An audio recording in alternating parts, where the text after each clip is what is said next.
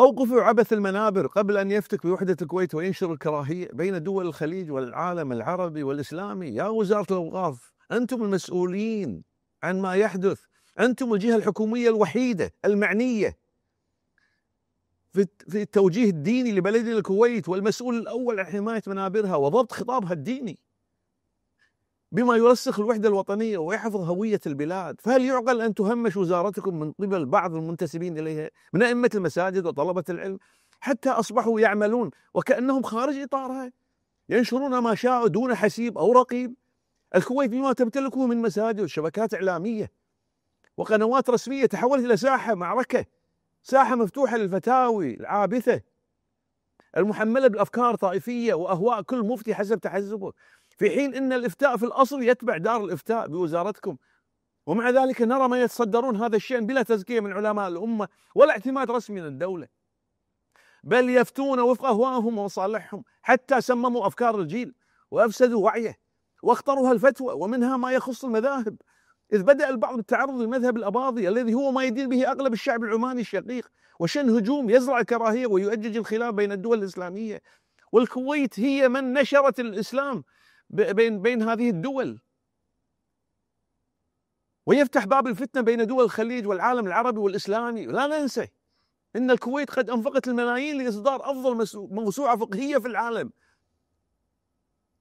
مرجعا علميا راقي، هؤلاء يضربون بها عرض الحائط ولا يلتفتون إليها، بل تعدى الأمر إلى أن بدأ بعضهم بإعطاء الدروس والدورات التي تخالف سياسة الوزارة وتوجهها، وكأنهم سلطة دينية مستقلة دون رقيب أو محاسبة.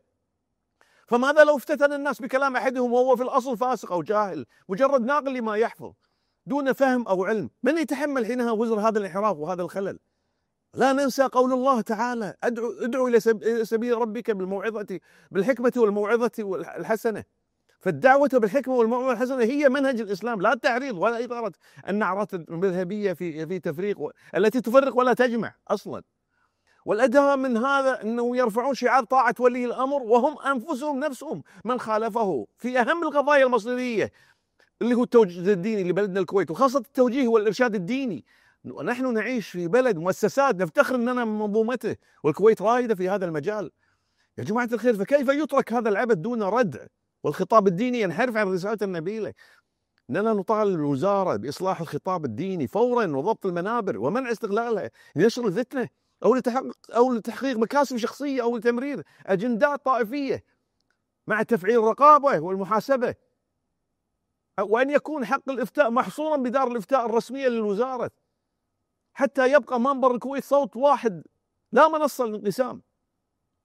وصراحة احنا نحمل الوزارة، وزارة الأوقاف، مسؤولية كاملة أمام الله وأمام التاريخ وأمام شعب الكويت عن أي تقصير في وقف هذا الانحراف وردعه. ولا نعذر وزارة الإعلام، لا نعذرها، فهي المسؤولة والجهة الرقابية في الشبكات الإعلامية. صار عبث مو طبيعي في قضية التوجيه الديني. يجب رصد هذه التفاهات الدينية ومواجهتها، فهي أخطر من أي شأن آخر يتعلق بأمن وأمان المجتمع. نسأل الله أن يحفظ البلاد يا رب.